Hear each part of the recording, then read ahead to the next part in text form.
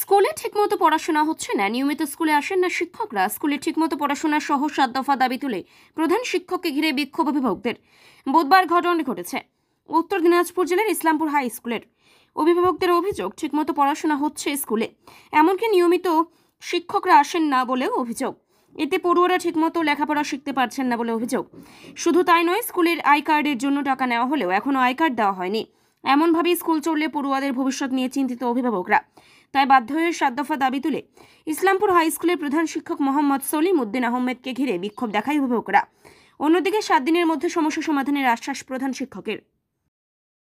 কারণ হয়েছে, কারণ প্রথমে যেরকম আমাদের আইডেন্টি কার্ডের জন্য টাকা নিয়েছে, আমাদের 3 মাস হলে কোনো আইডেন্টি কার্ড দেওয়া হচ্ছে না। ঠিক আছে, তো একটা মানে একটা টাইম বলবে তো স্যার এই টাইম বলবে, কোনো টাইম বলছে না স্যার। আইডেন্টি কবে দেওয়া হবে না হবে কোনো টাইম নির্দিষ্ট টাইম বলা হয়।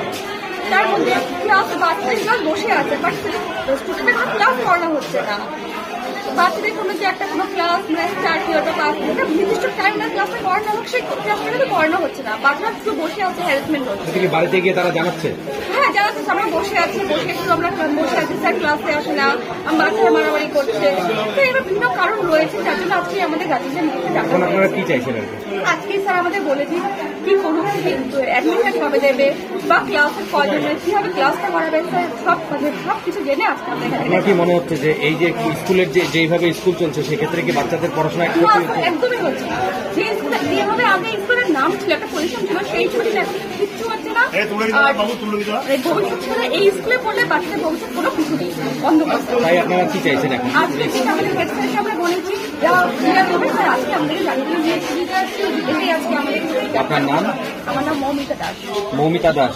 আপনি মানে গার্জেন ফোরামে কোনো পদে আছেন? না স্যার, গার্জেন আছে। এই স্কুলে প্রথমত 45 জন টিচার দেখাচ্ছে, কিন্তু আজকে আমরা যে এসছি 45 জনের কয়জন উপস্থিত আছে সেটাও বোঝা যাচ্ছে না। এখনো বাচ্চাদের এখন বেলা বাজে 12টা প্রায়, কিন্তু নাম প্রেজেন্ট এখনো হয়নি। ওরা ব্যাগ ধরে রাখতে পারছে না, ব্যাগ চুরি হয়ে যাবে, তাই ঘাড়ে নিয়ে ওরা ঘুরছে। তাহলে কি করে এদের হবে? আমার কথা হচ্ছে যে ঠিক আছে, আপনাদের হেড স্যারকে বলা হলো, বলছে আমাদের উপযুক্ত টিচার নেই। টিচার নেই তো ঠিক আছে, আপনার 4টা সেকশনে ভাগ না করে 2টো সেকশন করুন, 2টো সেকশন করে সেটাকে পড়াশোনা করেন। এইভাবে বাচ্চারা ধরেন, সব বাচ্চা তো খারাপ হয় না, তার মধ্যে কিছু কিছু বাচ্চা, এই 2টো বাচ্চার জন্য আরো 2টো বাচ্চা খারাপ হচ্ছে, তো সেই ব্যবস্থাটা তো নিতে হবে। এখন হেড স্যারের বিরুদ্ধে কেউ কথা বলবে না, টিচাররা সব ঢুকে যাচ্ছে, এরকম করলে তো হবে না। স্যারকে এটা কর্মসূচি নিতে হবে যে না, আমাকে সব ঠিক করতে হবে, স্যারকে এটা বলতে হবে। আই কার্ডের জন্য টাকা দিয়েছে, আই কার্ড এখন বলছে যে আমাকে বলেই জানানো হয়নি, ফান্ডে বলে ওদের 20 টাকা করে যাবে।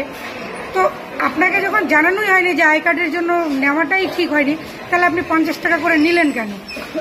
মানে হেডমাস্টার বলছে যে উনি জানেনই না। জানেন না মতলব, মানে 1 বছর পরে কর্মসূচিটা নেওয়া উচিত ছিল। ঠিক আছে, পরে যখন নেওয়া উচিত ছিল, তাহলে আপনি আগে তাহলে টাকাটা জমা নিলেন কেন?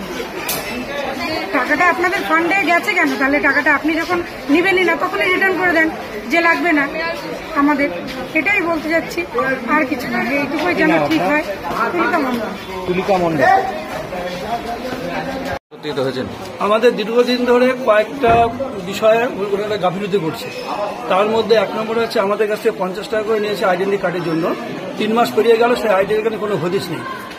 তার মধ্যে আমরা যা শুনতে পেরেছি, 20 টাকা আইডেন্টি কার্ডের জন্য খরচা হচ্ছে, 30 টাকা কোথায় আছে বলছে ডেভেলপমেন্ট ফান্ডে। হয়তো আমরা ডেভেলপমেন্টে 250 টাকা আগেই দিয়ে দিয়েছি, আবার বলছে ডেভেলপমেন্টে থাকবে না। দ্বিতীয় ব্যাপার হচ্ছে, আমাদের যখন জুনিয়র বাচ্চারা ড্রেস বা বই নিতে আসছে, তখন স্টাফরা মানে করণিক যারা হচ্ছে ক্লার্ক, তাহলে ওদেরকেও মানে এমন ধমকি মানে পাঠিয়ে দিচ্ছে, তারা বই নিতেও ভয় পাচ্ছে। 3 নম্বর হচ্ছে, আমাদের হচ্ছে 64,000 টাকা খরচ করে একটা বায়োমিটার, যে প্র্যাকটিক্যাল বায়োমিটার আনা হয়েছিল, সেটা আজ পর্যন্ত ইনস্টল হয়নি, এবং কোনো প্র্যাকটিক্যাল ক্লাসই হয় না। 11-12 ডাইরেক্ট পরীক্ষা নিচ্ছে, তাতে ওরা কি পরীক্ষা দেবে? আচ্ছা, আমাদের এখানে হচ্ছে শিক্ষকরা ইচ্ছা মতো লিভ নিয়ে নিচ্ছে, না বলে টলে লিভ। একজন টিচার আছে, পিছনে যায়, ওর নেয়ার আবার 1000 উপরে হচ্ছে লিভ নেওয়া আছে, তার কোন স্টার আপাতত এরা নেয়নি। এখন আপনারা কি চাইছেন? সেটা আমাদের আজকে জবাব না দিলে আমরা হেফাজতে ছাড়বো না। আরও আছে, তার মধ্যে হচ্ছে আবার কিছু কিছু মানে শিক্ষক ঠিক মতো স্কুলে টাইম মতো যাচ্ছে না, আবার কিছু কিছু যাচ্ছে, কেউ আবার 3টা-4টা করে ক্লাস করছে, কেউ করছে না। ওগুলো তাদের এগেনস্টে আমরা নির্ণয়।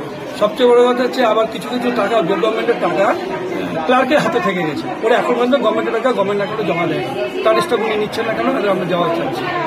ওয়ার্ক এডুকেশন ফেডারেশনে কোনো রকম ক্লাসে শিক্ষা দেওয়া হয় না যে ওয়ার্ক এডুকেশন কি, টিচার এডুকেশন কি, ডাইরেক্ট পরীক্ষার সময় ঝাড়ু আনা, ফার্স্ট এড বক্স আনা, তাতে ওরা কি শিখবে?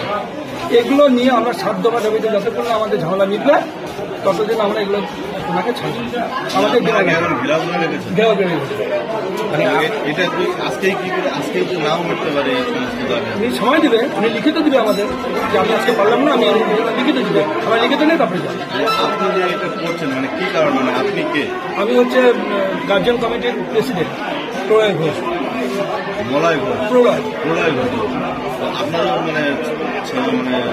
বাড়ির কেউ আর কি পড়াশোনা করে? আমার 2 ছেলে পড়াশোনা করে। হ্যাঁ, তাদের 7 দফার দাবি রয়েছে, তো এই বিষয়ে কি আশ্বাস দিলেন আর কি অভিভাবকদের? বললাম যে আমাকে একটু সময় দেন, 7 দিন পরে আপনাদের আমি ডিটেলস। স্যার বলছি, এনাদের অভিযোগ যে এখানে আই কার্ডের জন্য টাকা নেওয়া হয়েছে অথচ আই কার্ড দেওয়া হয়নি। অনেকে ওই ইয়ারলি ফি জমা করেছে কিন্তু মিসিং আছে 2-300 অভিভাবকের। তারপরে ক্লাস হচ্ছে না নিয়মিত, শিক্ষকেরা নেই ক্লাসে গিয়ে মোবাইল দেখছে। এই বিষয়ে একটু করে এখন ওনারা তো ডেপুটেশন দিতেই পারেন, সেটা আমরা দেখতে চেয়েছি। বলছি স্যার, আরেকটা বিষয় ওনারা অভিযোগ করছে যে স্কুলে নাকি আপনি স্বীকার করলেন সেটা, যে স্কুলে আর কি মানে বাচ্চাদেরই মানে ব্যাগ থেকে জিনিসপত্র চুরি হয়ে যাচ্ছে। কয়েকজন বাচ্চার অভিভাবক বললেন আর কি টাকা পয়সা চুরি হয়ে যাওয়ার জন্য বাড়িতে খতিয়ে দেখা হবে। খতিয়ে দেখা হবে।